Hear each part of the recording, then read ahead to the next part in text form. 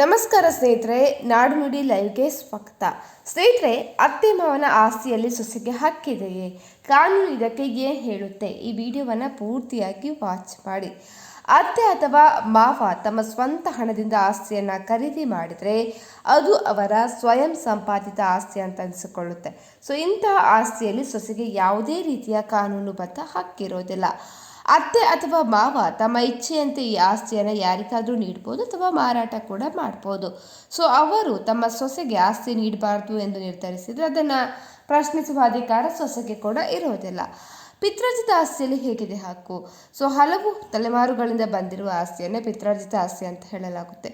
So ಈ ಆಸ್ತಿಯಲ್ಲಿ ಸೊಸೆಗೆ ನೇರವಾದ ಹಕ್ಕು ಇರೋದಿಲ್ಲ. ಆದರೆ ಆಕೆಯ ಪತಿಗೆ ಆ ಆಸ್ತಿಯಲ್ಲಿ ಜನ್ಮಸಿದ್ಧ ಹಕ್ಕಿರುತ್ತೆ. ಒಂದು ವೇಳೆ ಪತಿ ಮರಣ ಹೊಂದಿದ್ರೆ ಆತನ ಪಾಲಿನ ಆಸ್ತಿಯ ಮೇಲೆ ಆತನ ಪತ್ನಿ ಅಂದರೆ ಸೊಸೆ ಹಕ್ಕನ್ನು ಸಾಧಿಸ್ಬೋದು.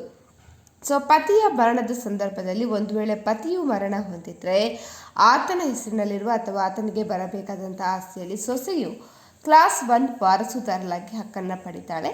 ಈ ಸಂದರ್ಭದಲ್ಲಿ ಆಕೆಯನ್ನು ಮನೆಯಿಂದ ಹೊರಹಾಕುವ ಅಧಿಕಾರ ಯಾರಿಗೂ ಇರೋದಿಲ್ಲ. ಇನ್ನು ಆಸ್ತಿ ಯಾರ ಹೆಸರಿನಲ್ಲಿ ಇರಲಿ, ಕೌಟುಂಬಿಕ ಹಿಂಸಾಚಾರ ತಡೆ ಕಾಯ್ದೆಯಡಿ ಸೊಸೆಗೆ ತನ್ನ ಗಂಡನ ಮನೆಯಲ್ಲಿ ವಾಸ ಮಾಡುವಂಥ ಹಕ್ಕು ಇರುತ್ತೆ. ಆಕೆಯನ್ನು ಬಲವಂತವಾಗಿ ಮನೆಯಿಂದ ಹೊರಹಾಕಲು ಕಾನೂನಿನಲ್ಲಿ ಅವಕಾಶ ಇಲ್ಲ. ಸ್ನೇಹಿತರೆ, ಈ ಬಗ್ಗೆ ನಿಮ್ಮ ಅನಿಸಿಕೆಯನ್ನು ಕಮೆಂಟ್ ಮಾಡಿ ತಿಳಿಸಿ. ಅದೇ ರೀತಿ ನಮ್ಮ ಚಾನಲನ್ನು ಕೂಡ ನೀವು ಸಬ್ಸ್ಕ್ರೈಬ್ ಮಾಡಿಕೊಳ್ಳಿ.